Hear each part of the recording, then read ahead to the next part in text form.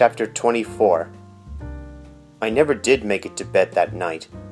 Instead, I bought a fifth of Rutgut for inspiration, went to my office and drew large circles on a piece of paper. Into each circle I put either a name or a fact.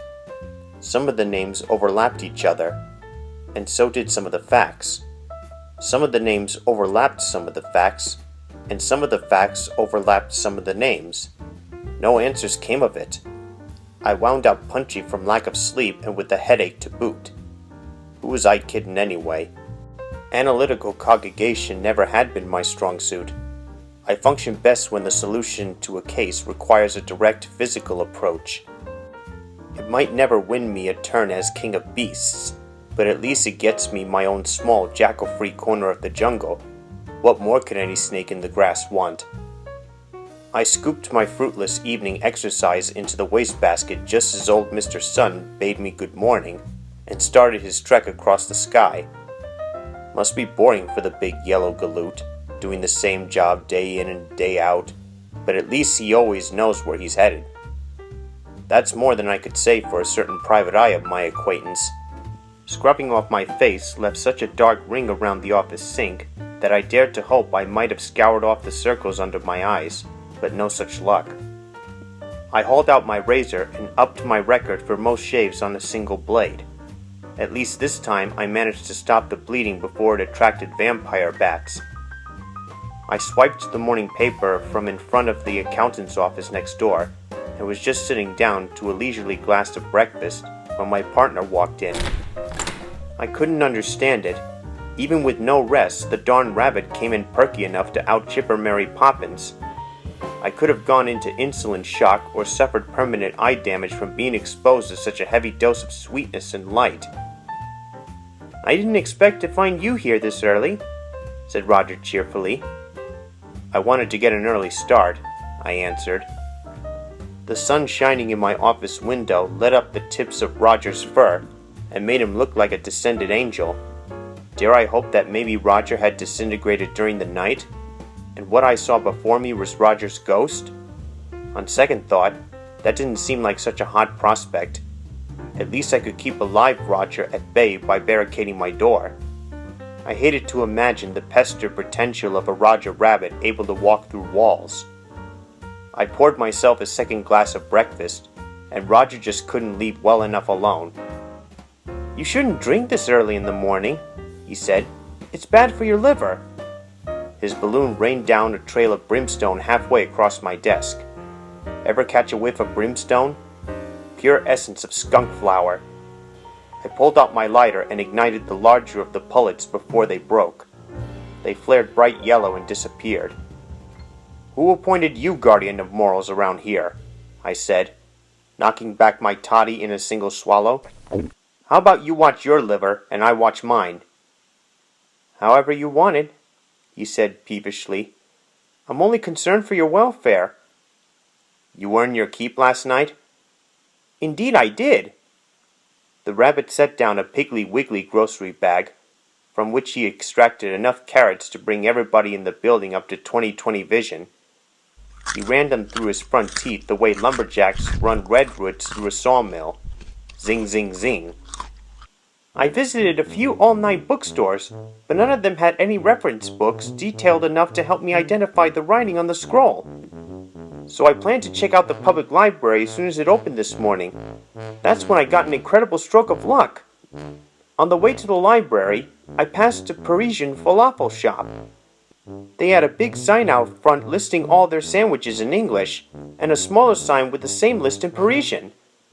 That smaller sign stopped me cold. Why? Because, are you ready for this? I noticed a distinct similarity between the Persian menu and the writing on the scroll." The rabbit grinned so broadly that the next carrot he sent to oblivion fit into his craw sideways. I waited until the shop opened, went inside, and showed the owner our scroll. I asked him if it was written in Parisian. He said yes, although it was a rather quaint old dialect and he couldn't read it. He said he had an elderly uncle who lived with him who might be able to translate it for us. I don't think I ever met anybody who dragged out a story as much as this rabbit. I doubt I could have shoved his narrative along any faster with a bulldozer, but I gave it a shot. So what did it say? I don't know. You mean the uncle couldn't translate it? No, I mean the uncle wasn't awake yet. I left it there with the owner, and he promised to show it to his uncle as soon as the old man woke up. I couldn't believe my ears. Roger, you idiot! I paid 100 smackaroos for a scroll that you left at a Parisian deli.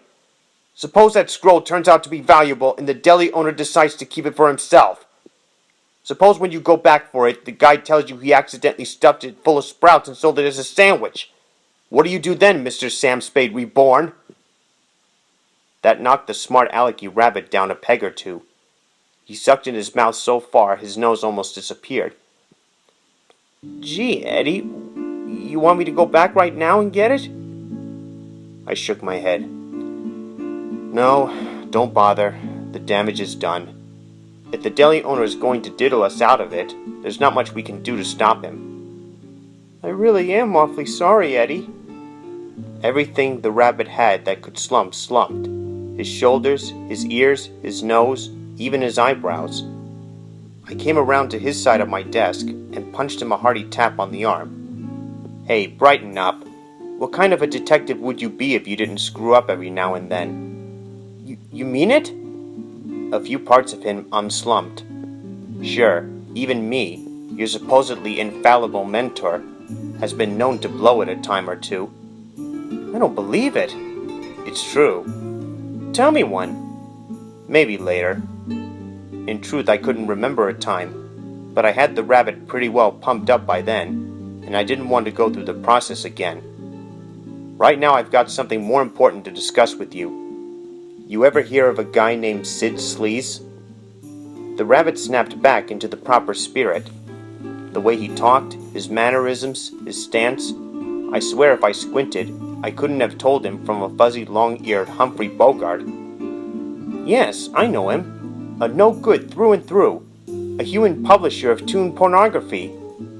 A human? With a name like that? A hard knot of stringy words squeezed through the eye-hole of Roger's needle-thin mouth. Sleaze is his professional name. His real name is Sid Baumgartner. He once published a line of comics illustrating the classics and was a pretty good Joe to work for. He gave a lot of people their first big break. In fact, I believe Carol Masters got her start working with Baumgartner. Then a few years back, when people lost interest in the classics, Baumgartner went bankrupt. He resurfaced as Sid Sleaze and made a fortune. Why the interest in him? Isn't there something about his name that strikes you as being rather important? His initials, maybe? A marquee's worth of light bulbs went on over Roger's head. Double S! Sure, double S! You mean Rocco wrote those checks of his to Sid Sleaze? Looks that way. What on earth for? The perfect copycat, Roger took a chair, spun it around, and straddled it the way I do. He might not have the substance of detecting, but he was sure getting a good handle on the form. That's what we have to find out. Did you ever have any dealings with Sleaze? He ever approach you or anybody you know to star in any of his hotsy-totsy stuff? The rabbit gave me a no-nonsense nod, the energy-efficient variety. Down and up one time, quick. He talked to me once. He said he could do a lot in his line with a rabbit. He told me he would dude me up in a tux, promote me as a randy playboy, and turn me into a millionaire. I told him no soap. I told him to find some other bunny willing to debase himself. I didn't want any part of it. How about Jessica? Sleaze ever approach her? The rabbit's cast-iron front cracked open, and I saw a glimpse of the old familiar mush bag underneath. Probably, said Roger. At one time or another, Sleaze had propositioned just about everybody in the business. But Jessica would never do such a thing. She's too much of a lady. I could feel lewd, crude, and in the mood smoldering inside my jacket pocket. I should have shown it to him, shown him what a tramp he had married, but I couldn't. Deducted from my income tax at this month's charitable contribution. I heard somebody enter my adjoining waiting room. I opened the connecting door a crack and peeked in. to see none other than Jessica Rabbit. Speak of the devil. Roger pleaded with me to let him stick around when I talked to her, but I told him nothing doing. She'd see through his flimsy disguise in a minute. I told him to go out the window and down the fire escape, go to my apartment and wait for me there. He wasn't tickled at the prospect, but he did it anyway. I opened the outer door and invited Jessica in. Mr. Valiant. Mr. Valiant.